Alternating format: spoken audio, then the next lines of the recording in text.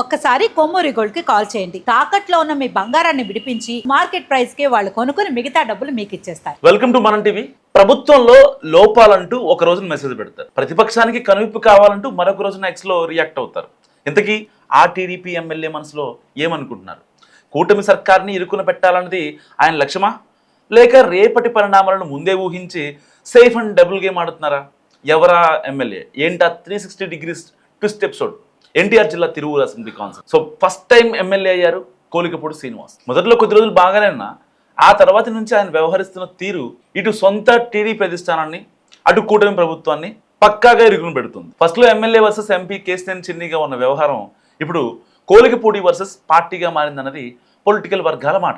ఆఖరి నిమిషంలో ఆయనకు టికెట్ ఖరారు చేసి ఎమ్మెల్యేగా గెలిపించినా ఇప్పుడు తమకే తలనొప్పిగా మారుతున్నారని ఎమ్మెల్యే తీరుతో పార్టీ బాగా ఇబ్బంది పడుతుందని అంటున్నారు టీడీపీ నాయకులు. ప్రతి విషయంలో ఆయన బోర్డర్ దాటారన్నది పార్టీ నేతల ఆరోపణ ఎప్పటి నుంచో. అదే సమయంలో ఆయన మాత్రం తనను అకారణంగా ఇబ్బంది పెట్టడం వల్లే ఈ పరిస్థితి వచ్చిందని అంటున్నారు. సో ఇప్పటికే ఎమ్మెల్యేగా గెలిచి 2 ఏళ్లు సమీపిస్తున్న వేళ కోలికపూడి చేస్తున్న కొత్త తరహా రాజకీయంపై ఆసక్తికరమైన చర్చ జరుగుతుంది రాజకీయ వర్గాల్లో. ఎమ్మెల్యే డబుల్ గేమ్ ఆడుతున్నారని, రేపటి రోజున ఏదన్నా తేడాపాడా నేను పార్టీ కోసమే అంతా చేస్తే ఇలా వ్యవహరించారని చెప్పే వ్యూహం కూడా ఉండి ఉండవచ్చని అనుమానిస్తున్నారు. ప్రభుత్వ అధికారులు తీరు మొదలు ప్రభుత్వం తీసుకున్న నిర్ణయాల వరకు అన్నిటిపై చేసిన వ్యాఖ్యలు గతంలో అధికార ప్రతిపక్ష పార్టీలో చర్చకు కారణమయ్యాయి. ఎంపీ కేసినేని చిన్ని కోలికపూడి మధ్య గ్యాప్ రావడంతో ఎంపీ టార్గెట్గా చాలా ఆరోపణలు విమర్శలు చేశారు ఆయన. దానికి సంబంధించి పార్టీ క్రమశిక్షణ కమిటీ ఎమ్మెల్యేని 2 సార్లు పిలిచి మాట్లాడినా ఆయన తీరు మారలేదు.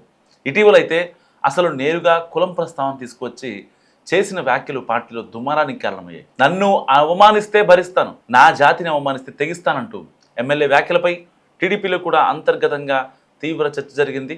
అదే సమయంలో ఆయనతో పార్టీ రాష్ట్ర అధ్యక్షుడు పల్లా శ్రీనివాసరావు మాట్లాడటం, ఆ తర్వాత కోలికపూడి కూడా తిరువూరులో వివాదాలు ముగిశాయని మీడియా చిట్ చాట్లో చెప్పడంతో అంతా ముగిసిందని అనుకున్నారు. కానీ ఆ తర్వాత కూడా ఆయన తీరు మారకపోగా తిరిగి కొత్త రకంగా చేస్తున్న ట్వీట్స్పై ఇప్పుడు పొలిటికల్ చర్చ జరుగుతోంది.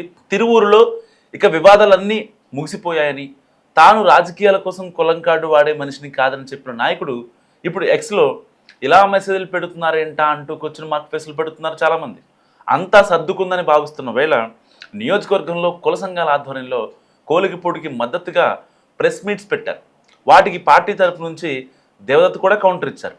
ఇక ఎమ్మెల్యే ట్వీట్స్ విషయానికి వస్తే ఒక రోజున ప్రభుత్వానికి అనుకూలంగా, అంటే రాష్ట్ర ప్రభుత్వ బడ్జెట్ అన్ని వర్గాలకు న్యాయం చేసేలా ఉందని, దానిపై ఎవరైనా ఏ పార్టీ నుంచైనా బహిరంగ చర్చకు నేను సిద్ధమని సవాల్ చేస్తూ ట్వీట్ పెట్టారు ఆయన.